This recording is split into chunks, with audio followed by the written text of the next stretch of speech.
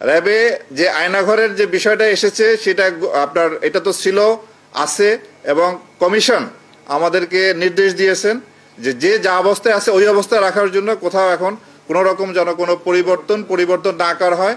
Accordingly আমরা ঠিক ওইভাবেই রেখেছি যা যেভাবে ছিল। আসসালামু আলাইকুম রহমতুল্লাহ।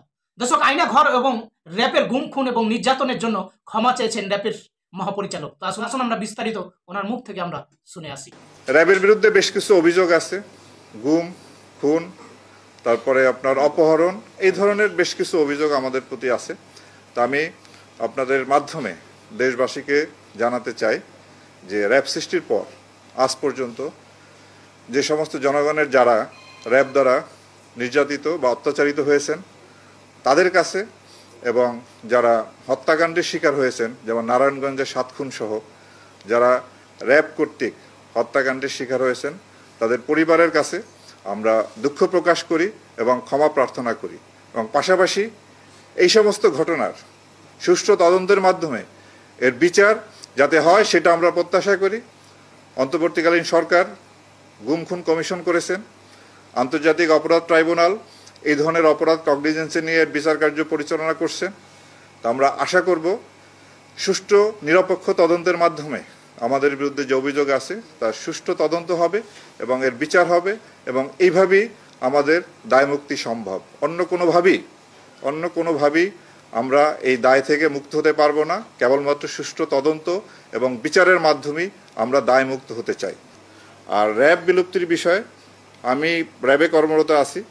আমরা যতদিন দায়িত্বে পালন করব, র্যাবের আমাদের যে দায়িত্ব সেই দায়িত্ব আমরা নিষ্ঠার সঙ্গে আন্তরিকতার সঙ্গে পালন করব, এবং এই ব্যাপারে সরকার যে সিদ্ধান্ত গ্রহণ করবে সেটাই শিরোধার্য। সরকারের সিদ্ধান্তের অপেক্ষা আমরা থাকব।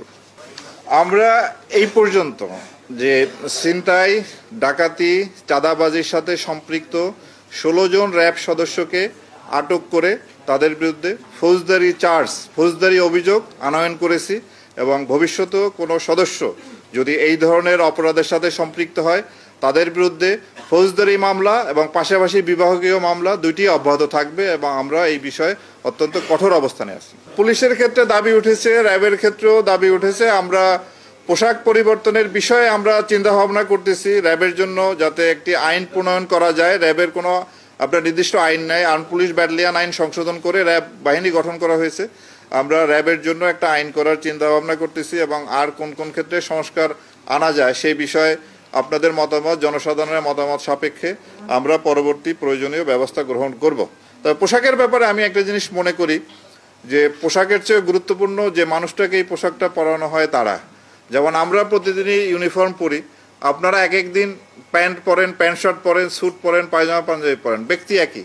সুতরাং একজন ভালো ব্যক্তি যে পোশাকই পরুক না কেন তার কাছ থেকে আমরা ভালো জিনিসই পাবো। খারাপ ব্যক্তিকে আমি যত ভালো পোশাক পরাই না কেন তার কাছ থেকে আমরা ভালো কিছু পাবো না। তারপরও যেহেতু পোশাকের ব্যাপারে একটা মতামত আসছে, আমরা এটা সক্রিয় বিবেচনায় রেখেছি।